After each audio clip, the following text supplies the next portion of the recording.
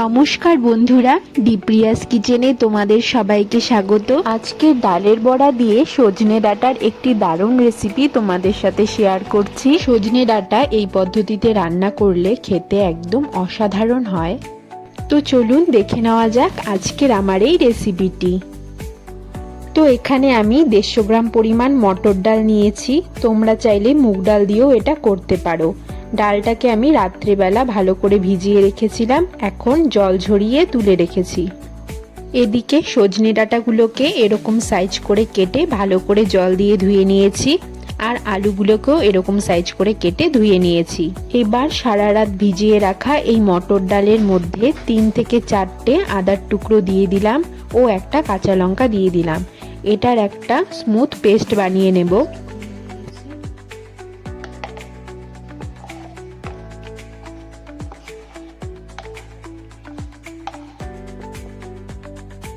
এবার এই পেস্টটার মধ্যে আমি সামান্য পরিমাণ লবণ ও হলুদ গুঁড়ো দিয়ে দিলাম।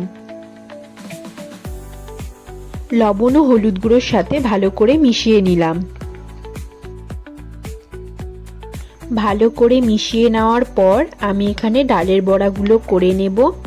সেজন্য কড়াইতে পরিমাণ মতন সর্ষের তেল দিয়ে দিলাম। তেলটা গরম হয়ে গেলে ডাল বাটার মিশ্রণটা এভাবে অল্প অল্প করে দিয়ে দেব। এই সময় ফ্লেমটা মিডিয়াম টু লোতে রেখে করতে হবে, যাতে বড়ার ভেতরগুলো ভালো করে ভাজা হয় ও পুড়ে না যায়। বড়ার এক পাশটা ভাজা হয়ে গেলে আমি উল্টে দেব, যাতে অপর পাশটাও ভালো করে ভাজা হয়ে যায়।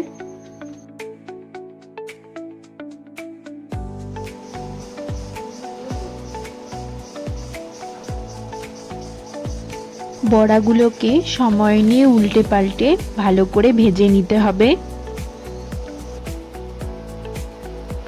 বড়াগুলো ভাজা হয়ে গেলে আমি এগুলোকে তুলে রাখলাম। বড়াগুলো তুলে নেওয়ার পরে ওই তেলেই আমি কেটে রাখা আলুগুলোকে দিয়ে ভালো করে ভেজে নেব।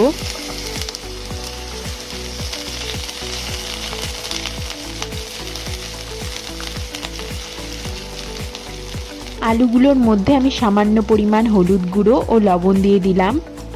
এবার এগুলোকে আলুর সাথে ভালো করে মিশিয়ে নেব।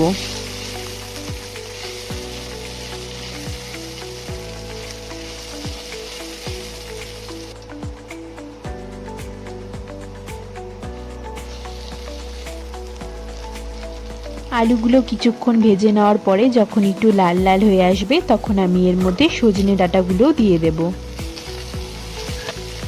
সজনে ডাঁটার সাথে আলু মিশিয়ে নিয়ে কিছুক্ষণ ভেজে নেব।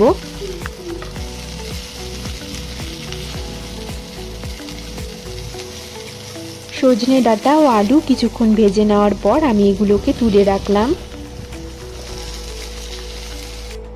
এবার কড়াইতে পরিমাণ মতন সর্ষের তেল দিয়ে দিলাম। তেলটা গরম হয়ে গেলে পরে ফোড়নে আমি দিয়ে দেব 1 চামচ পরিমাণ গোটা জিরে ও 2টো কাঁচা লঙ্কা। এগুলোকে খানিকক্ষণ নাড়িয়ে চাড়িয়ে নিতে হবে। এবার এর মধ্যে আমি একটা মশলা দিয়ে দেব। সেজন্য একটা টমেটোকে এভাবে কেটে নিয়েছি, 6-7 টুকরো আদা নিয়েছি ও 3 থেকে 4টে কাঁচা লঙ্কা নিয়েছি। এগুলোকে ভালো করে পেস্ট করে মশলাটা আমি এখানে দিয়ে দিলাম। এবার এটাকে ভালো করে কষিয়ে নিতে হবে।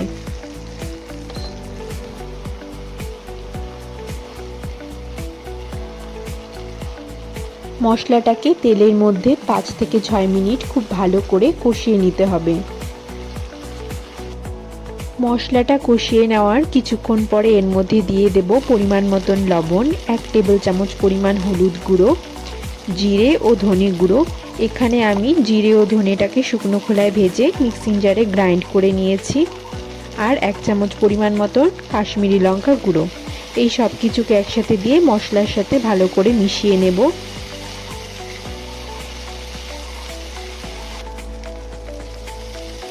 আবার কিছুক্ষণ এটাকে নাড়াচাড়া করে নেব।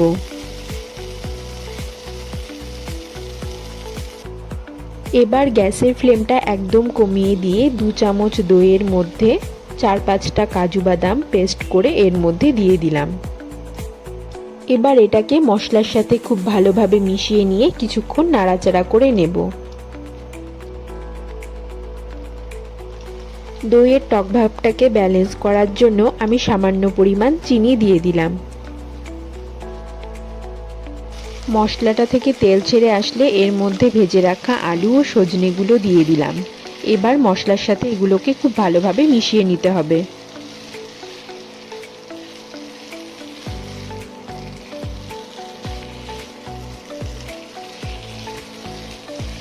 আলু ও সজনেগুলোকে মশলার সাথে খুব ভালোভাবে নাড়াচাড়া করে নেওয়ার পর এর মধ্যে সামান্য পরিমাণ মশলার জলটা আমি দিয়ে দিলাম।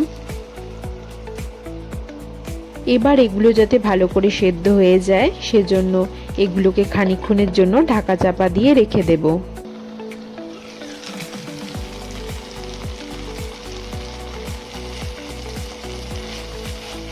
প্রায় 10 থেকে 12 মিনিট পর ঢাকনা খুলে আমি এখন দেখে নেব আলু ও সজনাগুলো ভালো করে সেদ্ধ হয়ে গেছে কিনা।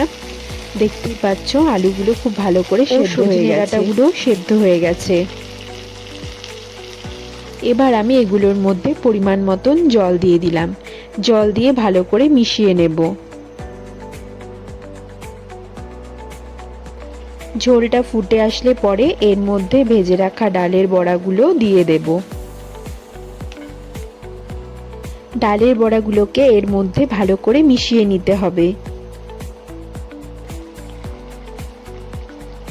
ডালের বড়াগুলো দিয়ে 3-4 মিনিট ফুটিয়ে নামানোর আগে ঘি দিয়ে নামিয়ে নিলেই তৈরি হয়ে যাবে সজনে ডাঁটা দিয়ে ডালের বড়ার এই সুন্দর রেসিপিটি।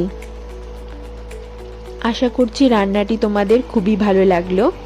রেসিপিটি অবশ্যই বাড়িতে ট্রাই করবে, আর রান্নাটি ভালো লাগলে অবশ্যই চ্যানেলটিকে সাবস্ক্রাইব করবে, লাইক শেয়ার করবে, আর কমেন্টে অবশ্যই জানাবে যে রেসিপিটি তোমাদের কেমন লাগলো। ধন্যবাদ।